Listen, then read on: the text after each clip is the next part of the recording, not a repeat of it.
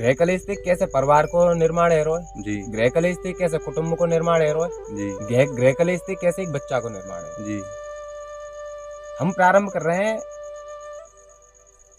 एक घर में कलेश की स्थिति बन रही है और कलेश की स्थिति में गृहिणी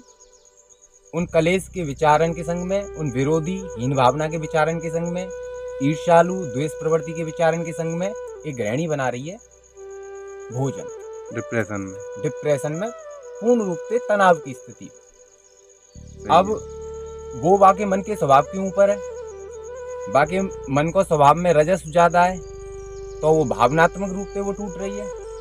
वो स्वयं के लिए हिंसक सिद्ध रह रही है। बाकी मन में ऐसी विचार भोजन बनना है, ऐसे बाकी मन में विचार आ रहे हैं कि मैं स्वयं को कछु में कर जाऊं। क्योंकि एक कॉमन सी एक बात है, जब भी ऐसी कोई कलेश को कोई घटनाक्रम होगा तो आपके मन के विचार होंगे तो प्रत्येक मनुष्य के मन में लगभग ऐसा विचार आवे कि मैं कछु कर दूं। सही बात है। अब तमस को भाव ज्यादा है तो कछु उग्र स्वभाव में कर दूं, रजस को भाव ज्यादा है तो कछु भावनात्मक आवेश में आए कि मैं कर दूं।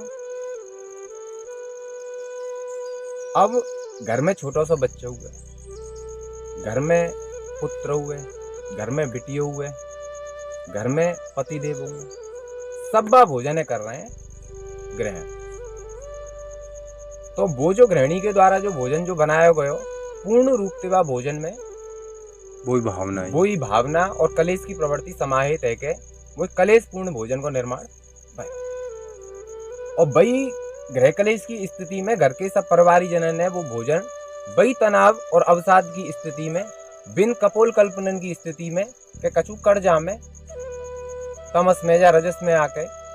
बिना ही कल्पनन और बिना ही विचारण के संग में वो भोजन वो ग्रहण करो। अब बिल्कुल हम आध्यात्म की हम बात ना करें, हम तो विज्ञान की बात करें। सबन ने पता है कि हमारे शरीर का निर्माण कोष करते रहो, कोष का भोजन से बनने। अब जब वो 1 साल का बच्चा जब वो कलेश पूर्ण भोजन को जब वो ग्रहण वो करेगा तो बाकी जो कोषकन के जो कलेश पूर्ण जो संस्कार हैं, आप तो बड़े रहे हो, कायते बड़े रहे हो, भोजन से ही तो बड़े रहे हो, भोजन से ही तो आपके शरीर को निर्माण है। जब आप कलेश पूर्ण भोजन आपने पायो 10 साल 12 साल 15 साल 20 साल जीवन के 50 साल, आप सोचो अवसाद नहीं होगा,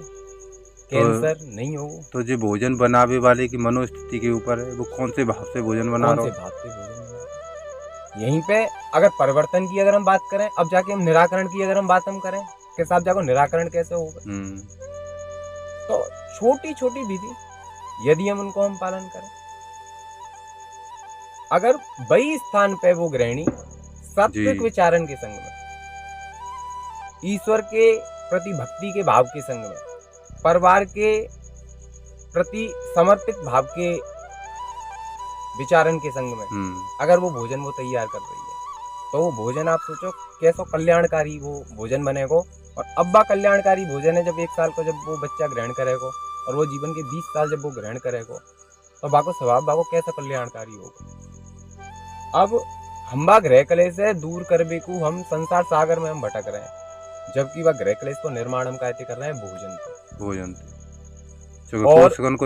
और भोजन में हम का बना रहे हैं, का ना बना रहे, का खा रहे हैं, का ना खा रहे, जाते कोई मतलब ही ना। हम कैसे विचारण के संग में बना रहे हैं, हम कैसे विचारण के संग में हम खा रहे हैं, जा बातें हमारे देह को, हमारे मन मस्तिष्क को निर्माण है। तो सदैव व्यक्ति ये कोशिश करे कि जितने सद्भावना के विचारण के संग में भोजन ग्रहण करे, जितना अधिक है सके, बड़ी से बड़ी बीमारी से बचाव है सके, सुंदर कल्याणकारी घर को परिवार को निर्माण है सके। ये छोटी छोटी विधियों को जो अनुपालन है और इन्हीं छोटी छोटी विधियों को जो ज्ञान